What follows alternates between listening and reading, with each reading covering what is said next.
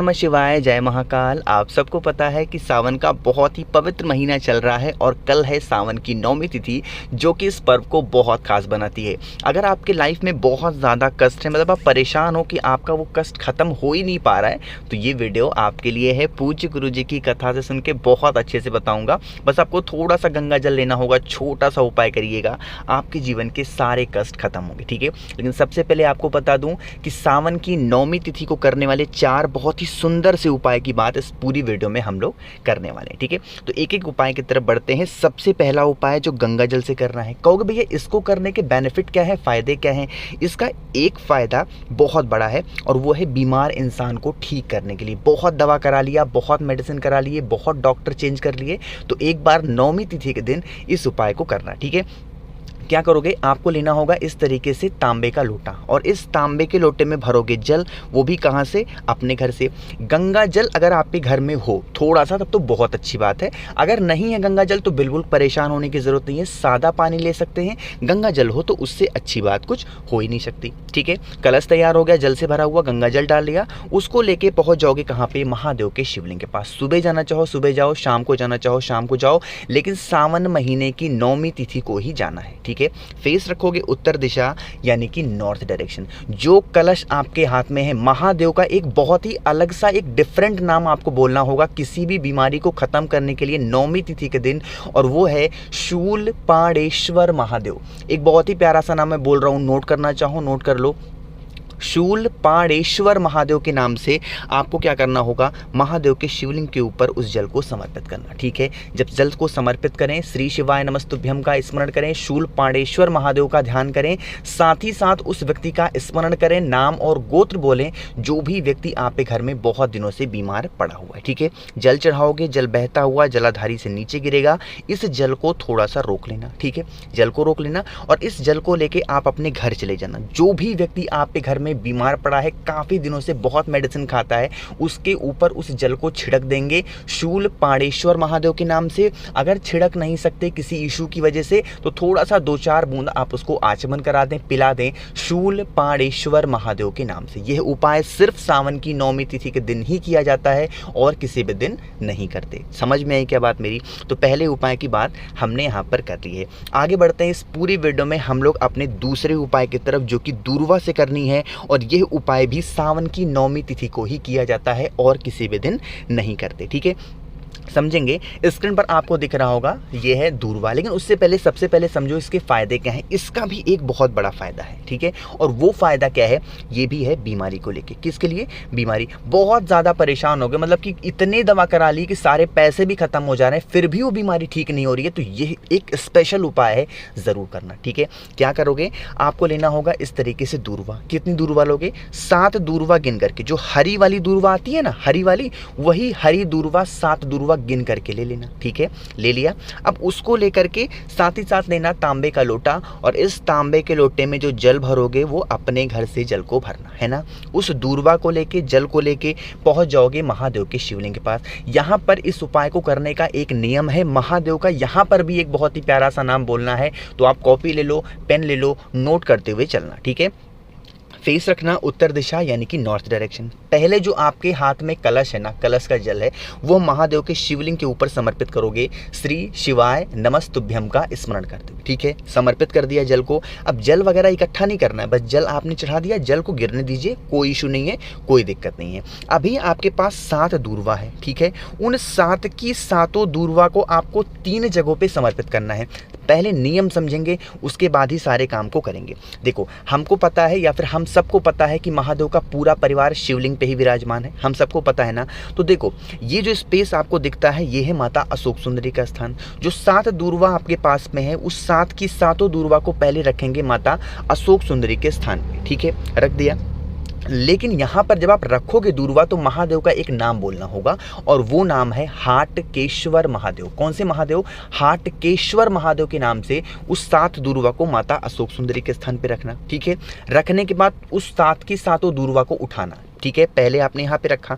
दूसरा स्थान महादेव के शिवलिंग के ठीक ऊपर आपको समर्पित कर देना होगा हाटकेश्वर महादेव के नाम से। यहाँ से दूर्वा को उठाओगे, महादेव के शिवलिंग के ऊपर समर्पित करना, सात की सातों दूर्वा हाटकेश्वर महादेव के नाम से। ठीक है, समर्पित हो गई 2 जगह पे। अभी एक जगह और समर्पित करनी है। हम सबको पता है कि जो सबसे पूजनीय, प्रथम पूजनीय देवता माने जाते हैं वो है भगवान गणेश। उनको विघ्नहर्ता भी बोलते हैं, मानते हैं ना। तो आप क्या करेंगे, 2 जगह तो समर्पित हो गया, जो तीसरी जगह समर्पित करोगे, शिवलिंग का जो राइट साइड होता है वो होता है भगवान गणेश का स्थान। अरे होता है, तो जो 7 दूर्वा यहां से उठा करके फिर समर्पित कर देना भगवान गणेश के स्थान पे। यहां पर भी हाटकेश्वर महादेव के नाम से समर्पित करोगे। ठीक है, इतना काम कर लिया। अभी जो 7 दूर्वा भगवान गणेश के स्थान पे समर्पित किया है ना, इसको यहाँ से उठाना। ठीक है, इसको ले जा करके अपने घर लेके चले जाना। अब घर लेके जाना, उसको बहुत संभाल करके रखना। ठीक है, कब करोगे, बहुत संभाल करके रख लेना। कहोगे भैया फिर कब खाना है इसको, जब सावन का महीना खत्म हो जाए। ठीक है, सावन के महीने में बिल्कुल नहीं खाना है। उन 7 की सातों दूर्वा को संभाल करके रखना। जब सावन का महीना खत्म हो जाए, यानी कि जब भाद्र आए, यानी भादो जिसको हम लोग बोलते हैं वो आए, तो भादो के महीने में एक दूर्वा डेली आपको सुबह खाली पेट, ब्रश करने के बाद खाली पेट एक दूर्वा खा लेना।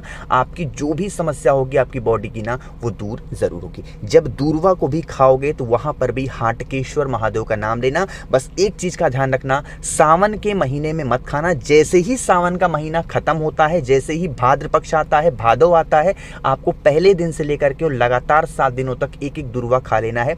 सारी बीमारियां दूर होंगी हाटकेश्वर महादेव के नाम से। समझ में आई बात। चलो, 2 उपाय की 2 बात हमने यहां पर कर ली है। आगे बढ़ते हैं इस वीडियो में। अब हम लोग अपने तीसरे उपाय की तरफ। तीसरा उपाय कैसे करना है और क्या इसके फायदे हैं, उससे पहले एक छोटा सा काम, और वो है वीडियो को कर दो लाइक। जितने भी भाई बहन मेरी आवाज़ पहली बार सुन रहे हैं, अचानक से चैनल पे आ गए हैं, तो चैनल को सब्सक्राइब करेंगे, है ना।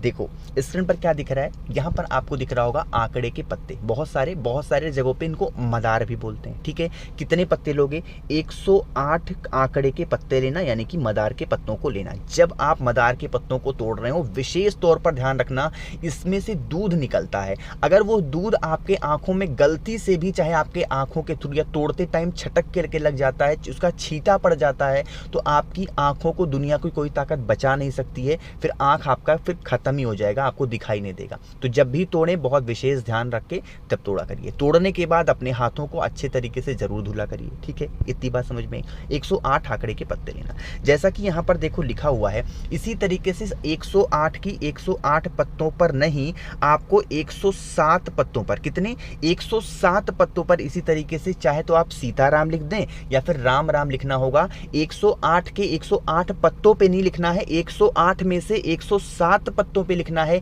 एक पत्ते पे नहीं लिखना। ठीक है, अब इस तरीके से माला बना लेना 107 पत्तों की। ठीक है, माला बना लिया इस तरीके से। लास्ट में क्या करेंगे, उस एक पत्ते पे जिस पे आपने नहीं लिखा है सीताराम या फिर राम, आपको उसको लेकर के और माले को लेकर के चले जाओगे बजरंग बली के मंदिर में, जो भी मंदिर आपके घर के आसपास सबसे नजदीक में हो। ठीक है, जब उनको पहनाने के लिए आप जाएं, तो जो एक पत्ते पर आपने कुछ लिखा नहीं है, उस एक पत्ते को अपनी मनोकामना कहते हुए इन्हीं पत्तों के बीच में कहीं ना कहीं आप लगा दें। ऐसे ही हल्का सा फंसा दें, लेकिन उस टाइम पे अपनी मनोकामना कहते हुए लगा देना। और उसके बाद उस 108 पत्तों की माला आपको भगवान बजरंग बली के गले में आपको पहना देनी होगी। ठीक है, ये काम सिर्फ और सिर्फ मंगलवार या फिर शनिवार के दिन किया जाता है। किसी भी मंगलवार या फिर शनिवार के दिन अगर आप कर लेते हैं, आपकी सारे विशेष, सारी मनोकामनाएं पूरी जरूर होंगी। समझ में आई क्या बात मेरी। चलो, 3 उपाय तो हो गए। आखिरी बात करते हैं इस पूरी वीडियो की, जो हमारा चौथा उपाय है ना। चौथा उपाय देखो क्या है कि कल है मंगलवार, है ना, और हम सबको पता है कि किसी भी मंगलवार के दिन अगर हम कोई भी उपाय करते हैं बजरंग बली को खुश करने के लिए, तो हमारे जीवन के सारे संकट दूर होते हैं। महादेव बजरंग बली को एक चीज़ बहुत प्रिय है, और वो है पान। ठीक है, उनको पान बहुत प्रिय है। तो आप क्या करेंगे, कल है मंगलवार का दिन, सुबह या फिर शाम के टाइम पे जो भी पान वाले के पास आप जाएं, उनसे कहना भैया हमको चढ़ाने के लिए पान बना के दे दो। एक व्यक्ति एक ही पान चढ़ाएगा। अगर घर में 4 व्यक्ति हैं तो 4 पान लेना। ठीक है, एक व्यक्ति है तो एक ही पान लेना। ठीक है, ले लेना, उनसे कहना भैया चढ़ाने के लिए हमें पान चाहिए। तो अच्छे तरीके से जो भगवान को समर्पित किया जाता है ऐसा पान, आप उनसे कह दोगे मीठा पान बना दो, तो उसमें पता नहीं क्या क्या डाल देंगे, है ना, वो सब नहीं पड़ता। जब हम जब हम भगवान को कुछ समर्पित करते हैं तो उसमें चूना वगैरह नहीं लगता है ना, शायद कत्था, मैं बहुत श्योर नहीं हूँ, लेकिन चूना वगैरह शायद नहीं लगता है। तो उनसे कहोगे बना देना तो वो बना देंगे, और इस तरीके से फिर वो लौंग को भी लगाएंगे जिससे आपको चढ़ाना होगा, ठीक है। इसको जो भी व्यक्ति एक पान को किसी मंगलवार के दिन समर्पित कर देता है उसके जीवन के सारे कष्ट दूर होते हैं, बजरंग बली उससे बहुत खुश होते हैं। तो कल है सावन महीने की मंगलवार का दिन, तो इस उपाय को ज़रूर करिएगा।